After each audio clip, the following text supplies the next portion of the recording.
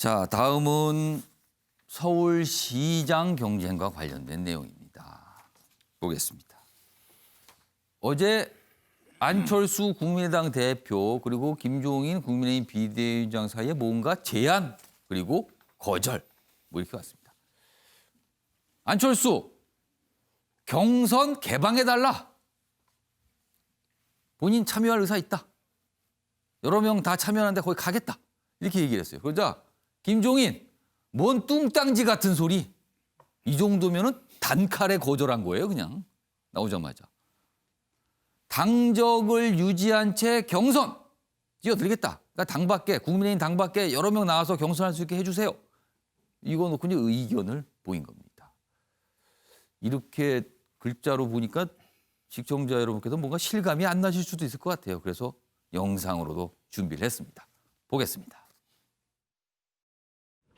선거를 앞두고 공당의 대표에게 소속당을 탈당하고 우리 당에 입당하라는 것은 처음부터 무리한 이야기입니다. 국민의힘이 제1야당으로서 역할을 하겠다는 의도는 이해하지만 현실적으로 존재하는 다양한 야권 지지층의 요구를 고려하지 않은 일방적인 요구는 합리적이지 않습니다. 국민의힘 경선 플랫폼을 야권 전체에 개방해 주십시오. 제1야당이 주도권을 가지고 야권 승리를 위한 개인 메이커가 되어 주십시오. 이 오픈 경선 플랫폼에 참여하는 후보는 저뿐만 아니라 무소속 후보를 포함한 야권의 그 누구든 참여할 수 있게 합시다. 당으로서 해야 할 일이 있기 때문에 무조건 그 제의를 했다고 해서 수용을 할 수는 없어요. 그 사람은 국민의당 후보로 나오겠다는 거고, 그 우리 당의 후보가 확정이 된 다음에 그 다음에 단일화라는 것이 이루어질 수 있는 것이지 그 전에 무슨 단일화를 갖다 할 수가 없어요. 자, 이종근 평론가께서는 이 설명을 좀 해주시면 좋겠습니다. 안철수의 생각, 김종인의 생각, 지금 뭡니까? 해석해 주세요. 자, 안철수 대표는 끊임없이 이 판을 흔들겠다라는 의도입니다. 처음에 그러니까 대권 후보였다가 지금 서울시장으로 급을 낮춘 이유도 예. 전체적인 어떤 판을 흔들었지 않습니까? 그 판을 흔들었기 때문에 대권 후보로서의 지지율은 5% 내외였는데 갑작스럽게 10% 내외로 뛰어 올랐죠. 야권 단일 후보라는 걸 딱 던지면서 나왔죠. 던지면서 예. 그게 이제 판을 흔들었기 때문이거든요. 그런데 두 번째. 지금 그 이상으로 사실 지지율이 오르진 않아요. 그러니까 지금 자신의 지지율을 계속 붙잡아두고 오르기 위해서는 또 한 번 판을 흔들어야 되는데 판을 흔드는 것을 주도하는 사람이 나여야 된다라는 게 안철수 대표의 지금 생각인 것 같습니다. 왜냐하면 처음부터 사실 입당이라거나 지금 경선이라거나 이렇게 이야기하지 않고 서로 같이 경쟁을 해야 따로따로 경쟁을 해야 윈윈한다 이렇게 얘기를 했잖아요. 근데 갑작스럽게 입장을 바꿨습니다. 이유는 그 시점이 딱 국민의힘이 그럼 독자 경선하겠다라고 후보 모으고 경선을 시작한 때문이에요. 자, 그러면 자신한테 왜 불리하냐면 자신은 혼자 이렇게 언론에 대해서 얘기해야 되는데 국민의힘이 경선을 시작하자마자 언론은 국민의힘을 지금 주목할 수밖에 없거든요. 본인의 주목도가 떨어진다. 본인은 계속 가만히 있는데 이쪽에서 그래 오세훈 나오지 나경원 나오지 빅2가 나오기 시작하면서 빅8, 빅8이 어떻게 정리가 되느냐 계속 이제 그러면서 이해운 후보 벌써 이제 드롭하지 않았습니까? 스토리는 이쪽에서 만들어 나가는데 자신은 계속 지켜볼 수밖에 없는 상황. 그러니까 이것이 되든 안 되든 이걸 던짐으로 해서 판이 또 한 번 흔들린다라고 생각을 하고 있거든요. 그러면은 뭡니까? 그쪽에서 뭔가 하니까 그렇다면 나도 좀 껴주세요. 뭐 이겁니까 지금? 끼어들어서 만약에 받아들이지 않더라도 자신은 충분히 지금 단일화에 대해서 의지를 표명하고 있다는 거 국민들 앞에 보일 수 있다. 예전보다 훨씬 더 사실은 민첩하고 순발력이 많아졌다라고 저는 생각을 해요. 그러던 이른바 좋게 얘기해서 정치적 감각이 좀 늘어났다 이렇게 보시는 거예요? 그렇죠. 단일화는 벌써 세 번째 아닙니까? 안철수 대표의 앞에 호가 단일, 안철수 이런 어떤 별명도 있듯이 10년 전부터 단일화의 하나의 어떤 대상이었는데 이번에 보여주는 행보가 가장 정치공학적이다라고 지금 보여지는 거죠. 그럼 김종인 위원장의 생각은 뭡니까? 김종인 위원장은 처음부터 4월까지밖에 임기가 없어요. 자기 임기는 이번 재보궐 하면 끝납니다. 예. 그러면 이번 재보궐에 어쨌든 자기가 승부를 걸어야 돼요. 그러니까 두 곳인데 두 곳 다 승리를 해야 됩니다. 그러면 자기 주도하에서 승리를 해야죠. 예. 그럼 자기 주도하라는 건 자기가 당대표나 마찬가지잖아요. 예. 그러면 경선은 충분히 치러야 됩니다. 그다음에 단일 후보가 되든 안 되든 이 당내 경선은 무조건 해야 돼요. 그렇기 때문에 안철수 대표의 이런 어떤 판 흔들기에 끌려가지 않겠다. 경선은 무조건 자기 주도하에서 치러야 된다. 뭐 당 밖에서 이렇게 사람들 섞어서 무슨 뽑는 게 아니고 당 자체 후보 반드시 낸다. 반드시 낸다. 그게 처음부터 일관된 김종인 비대위원장의 메시지거든요. 그 이후에 단일화하건 안 하건 지지율이 그때 어떻게 됐냐에 따라서 달라진다는 거죠. 그러면은 이종구 평론가에 보시기에는 어제 안철수 대표의 제안, 안철수 대표는 거절될 걸 알면서 제안했다고 보세요? 그렇죠. 거절되더라도 안철수 대표는 손해볼 게 없습니다. 왜? 계속 자신은 단일화의 의지를 이렇게 보이고 있고 자신이 지금 모든 어떤 상황을 주도하고 있다라는 걸 국민들한테 계속 보이는 시그널이기 때문이죠. 자, 배종 교수님. 네. 야권 단일 후보 뭐 이렇게 얘기들은 많이 해요. 그리고 가야 된다는 얘기는 다 동의하는 것 같은데 이거 과정 보니까 만만치 않거든요. 전망을 좀 해주셨으면 좋겠습니다. 야권 단일 후보 될까요? 된다면 어떤 방식으로 될 것 같습니까? 제가 볼 때는 야권 단일 후보가 되기가 어려울 것 같습니다. 어렵다. 그 이유는 김종인 비대위원장, 안철수 대표의 정치적인 셈법이 전혀 달라요. 일단 두 사람 다 자신으로의 단일화를 지금 생각을 하고 본인이 있거든요. 중심이 돼야 된다. 그렇습니다. 그러니까 안철수 대표는 자기가 돼야 되고 김종인 비대위원장은 국민의힘 후보가 단일화가 돼야 되거든요. 왜냐하면 이 문제와 관련해서 결국 본인들의 정치적인 미래가 연결돼 있기 때문에 그래요. 그래서 이제 결국 이제 정치적 주도권 싸움인데 구체적으로 세 가지 부분에 대해서 전혀 생각이 달라요. 하나는 단일화 방식. 단일화 방식과 관련해서는 김종인 비대위원장은 국민의힘에 입당을 해라. 라는 것인데 이 부분에 대해서는 이제 거절을 했고 원샷으로 오픈 프라이머리 형식으로 하자고 지금 안철수 대표가 수정 제안을 한 거예요. 여기에 예. 대해서 이런 지하에 무슨 뚱딴지 같은 소리냐라는 이제 굉장히 격한 표현을 했어요. 그러면서 거절했고 두 번째 부딪히는 게 이제 시간표예요. 그게 무슨 얘기냐면 김종인 비대위원장은 3월 초에 그러면 하자. 예. 우리 후보가 결정된 다음에 안철수 대표가 단일화하자라는 얘기거든요. 근데 3월 초가 되면은 안철수 대표 중심의 야권 단일화 후보 움직임이 거꾸로 국민의힘 후보 중심으로 바뀔 수가 있어요. 그럼 이제 본인이 경선에 나가도 상당히 불리한 상황이 될 수가 있거든요. 근데 세 번째로 차이점이 있는 게 뭐냐면 구도예요. 지금 안철수 대표가 원하는 방식으로 원샷 오픈 프라이머리 할 경우에는 예. 1대 다의 구도가 되니까 예. 본인이 승리할 가능성이 굉장히 높은 거죠. 저쪽 국민의힘 후보 중에 표가 분산될 수도 있다는 그렇죠. 거네요. 그러나 이제 국민의힘 후보, 예를 들면 나경원 또는 오세훈 두 전 의원 중에 한 분하고 예. 1대1로 붙을 경우에는 이미 이제 이분들이 경선 과정을 통해서 덩치가 엄청 커진 상황에서 승산이 굉장히 없다라는 그런 가능성 때문에 지금 당장 하자, 예. 나중에 하자라는 이제 그런 이제 시간표 이 세 가지 부분에 붙고 있는데 그러면 이제 안철수 대표가 과연 어떻게 할 거냐? 예. 제가 볼 때는 세 가지 선택밖에 없을 것 같아요. 하나는 그냥 출마하는 거예요. 예. 단일 안 하고. 따로 그냥. 그렇죠. 예. 또 하나는 본인이 포기하는 방법이 하나 있습니다. 포기를 한다고요? 그렇죠. 도저히 승산이 없을 경우에.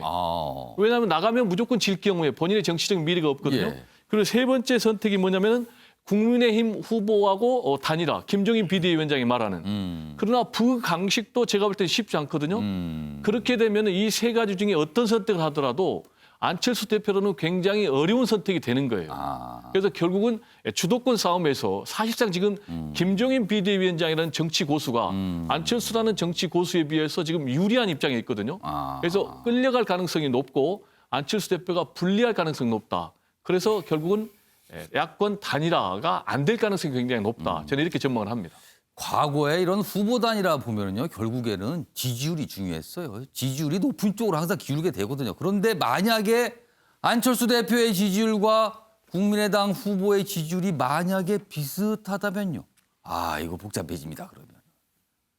아무튼 시간이 좀 남아 있습니다. 어떻게 전개될지요. 자, 이번에는 어제 야당 내에서 발언이 하나 나왔는데요. 여당이 강하게 반발했습니다. 이 얘기에 대해서요.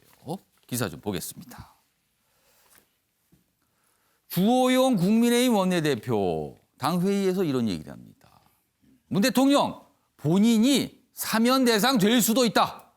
이렇게 얘기했습니다. 그러자 청와대 야당 원내대표의 정치 수준을 보여주는 거다. 뭐 이렇게 얘기했습니다. 여당은 이거 뭐 정치 보복 예고한 겁니까? 이렇게 또 반발했어요. 그래서 주호영 원내대표가 좀 더 설명을 내놨죠. 세상 이치를 말한 겁니다. 또 이렇게 말들이 오갔습니다. 이렇게요. 자, 그럼요. 이와 관련된 영상도 확인해 보겠습니다. 전직 대통령이 되면 본인들이 사면의 대상이 될지도 모르는 그런 상황이 있을 수 있습니다. 늘 역지사지하는 자세를 가질 것을 기대합니다. 또 최근 지지율에 취해 이미 권력을 잡은 듯 정치 보복을 예고하는 주 원내대표의 발언은 대한민국 국격이 어찌되든 정권을 잡으면 정치 보복을 하겠다는 망국적 발언입니다. 조대진 변호사, 평가해 주세요. 이 상황에 대해서. 참 안 해도 될 말들을 왜 자꾸 하셔가지고 이렇게 국민들의 마음을 불편하게 하는지 모르겠습니다. 지금 국민의힘 지지율이 조금 오르고 있지 않습니까? 예. 그러니까 세를 더 결집할 그런 목적이 있었는지 모르겠지만 뭐 다른 뭐 망설이고 있는, 그러니까 국민의힘에 망설이고 있는 아주 극우적인 그런 입장의 그 지지자들까지 좀 이렇게 끌어당기려고 하는 그런 의사가 있었던 것으로 보입니다. 근데 참 안타깝게도 이제껏 그 대한민국 정치사가 여러 가지 정치 보복들로 인해서 여러 그 안 좋은 결과들을 많이 내오지 않았습니까? 예. 그러니까 그런 부분들을 보면서도 본인이 느꼈을 텐데 그 야당의 제1야당의 원내대표가 이런 얘기를 또 한다는 거, 정권이 바뀌면 또 정치 보복을 할 수 있다라는 그런 식의 발언을 한다는 것 자체가 그 모 의원이 말했던 것처럼 정치적 금도를 넘어선 거 아닌가라는 생각이 들고요. 예. 아무리 지지율이 좋고 지지율이 좋고 정권을 가져오는 게 좋지만 그래도 할 말 안 할 말이 있으니까 좀 가려서 했으면 좋겠습니다. 그러니까 조대진 변호사는 어제 주호영 원내대표의 말에서 정치 보복 예고 봐 이런 게 연상이 된다는 거네요, 지금요. 뭐 여당도 그런 얘기를 하면서 반발이 좀 있었습니다. 김명희 교수, 국민의힘 소속이신데 어떻게 보세요? 더불어민주당 발언을 가만히 보면 조금 전에 조대진 변호사님도 얘기했지만 과거에 있었던 정치 보복을 얘기합니다. 그럼 지금 더불어민주당이 집권하고 있는 문재인 정부에서 일어나고 있었던 두 전직 대통령의 구속에 관한 얘기가 정치 보복에 해당된다는 것인지를 한번 묻지 않을 수가 없을 것 같습니다. 사실 대한민국의 역대 대통령들이 역사적으로 모두 거의 대다수가 불행한 역사들을 겪고 있기 때문에 예. 이런 역사를 한 번쯤은 딛고 넘어서야 되지 않겠는가라는 것이 지금 이 시대를 살고 있는 국민들의 거의 공통된 바람일 겁니다. 아마 이낙연 대표도 그런 측면에서 문재인 대통령에게 사면을 건의하겠다라고 얘기했던 건 국민 통합의 자세와 정신을 얘기했던 거죠. 예. 아마 문재인 대통령이 신년 기자회견에서 사면에 관련된 얘기를 들었을 때는 그런 폭넓은 통합과 포용의 메시지가 비춰지지 않았던 것 같습니다. 문재인 대통령이 평소에 가장 즐겨 쓴다는 사자성어가 역지사지 아니겠습니까? 아마 주호영 대표는 이런 역지사지의 관점으로 대통령 임기에 남아있는 기간 동안 전직 대통령과 국민 통합을 위해서 좀 애썼으면 좋겠다라고 하는 발언들을 끄집어낸 것 같은데 이 정치 보복이라고 하는 키워드에 굉장히 좀 민감하게 반응한다면 지난 기간 동안 더불어민주당과 문재인 정부에서 했던 역사들에 대해서 스스로 뭔가 불편한 감정들을 갖고 있는 것은 아닌지 여러 가지 생각을 하게 만듭니다. 그러니까 사면 얘기, 그게 이제 그에 대해서 사실상 문재인 대통령이 신년 기자를 통해서 정리를 했거든요. 그 이후에 이제 이어지는 사안들이에요, 지금 이거. 지금 보니까 배종훈 교수가 짧게 바르게 요청하신 30초 드릴게요. 조대진 변호사도 하신 말씀 있으세요? 예. 네, 30초 드릴게요. 각각 30초 드리겠습니다. 배종훈 교수님. 일단 논리가 좀 상당히 안 맞는 게요. 현직이 전직이 된다. 이 부분은 맞아요. 근데 전직이 되면은 본인도 사면 대상이 될 수 있다라는 얘기는 굉장히 비논리적이죠. 그러면 이제 이 논리대로 하면 전직이 되면은 다 범법자고 다 사법처벌 대상이 돼야 된다니까 이 부분은 굉장히 논리적 비약이고요. 그리고 안타까운 건 본인이 5선 의원이고 판사 예. 출신이거든요. 그럼 우리는 법치주의잖아요. 예. 그럼 이제 법정에서는 증거를 가지고 하잖아요. 근데 판사 출신이 아무런 근거 없이 더더욱 증거도 없이 이런 예. 얘기를 하는 부분은 우리의 정치 수준을 조금 부끄럽게 하는 것이 아닌가 이런 생각이 좀 들어서 안타깝습니다. 자, 조대진 변호사. 저는 짧게 말하면 그 노무현 대통령 예를 들자면 노무현 대통령이 탄압을 받았던 것과 그리고 지금 현재인 문재인 정부에 있어서 이명박 대통령과 박근혜 전 대통령이 지금 그 수감 생활을 하고 있는 거는 좀 이렇게 결이 다르다라고 저는 보는데요. 그거는 이 노무현 대통령 당시에 있어서는 검찰이 정권에 의한 무리한 그 수사에 의해서 이렇게 희생된 정권 보복 차원이 분명했고요. 지금 박근혜 전 대통령과 그 이명박 전 대통령 같은 경우에는 본인이 재임 시절에 있었던 과오들 때문에 촛불에 의해서 어떻게 보면은 이렇게 심판을 받은 그런 그 경향이 강하거든요. 그러니까 예. 명백하게 구분해서 봐야 된다고 저는 생각을 합니다. 자, 이종호 평론가. 자, 그런데 어찌됐든 지금 역대 대통령들의 임기 말이 언제나 게이트라는 어떤 이름으로 다 불행했죠. 사실 불행했어요. 예. 그 불행이 지금 돌아보면 어떤 것은 정치보복이고 어떤 것은 정당했다. 이렇게 지금 잣대를 구분할 수 있을까요? 사실 그건 여러 가지 이유가 있다고 저는 생각을 예. 해요. 5년 단임제라는 그런 문제, 또 제왕적 대통령제라는 문제, 그리고 가장 중요한 건 진영 싸움. 그러니까 우리가 끊임없이 각각의 어떤 진영으로 나뉘어서 한 진영은 무조건 옳고 한 진영은 무조건 그르다라는 그런 진영 논리로 점철되어 왔기 때문에 정권이 바뀔 때마다 잣대가 바뀌는 것이거든요. 그럼 대국적인 견지에서 이런 불행한 일이 다시는 되풀이되지 않으려면 어떻게 돼야 되느냐. 포지티브하게 이런 어떤 논쟁을 바라볼 필요가 있다고 생각합니다. 아무튼 뭐 이렇게 각 정당의 이제 지도자급 인물들이 뭔가 얘기를 하고 다른 데도 반응을 보이고 또 청와대도 반응을 보이고 뭐 여러 가지 이런 일들이 계속 반복되고 있습니다, 지금.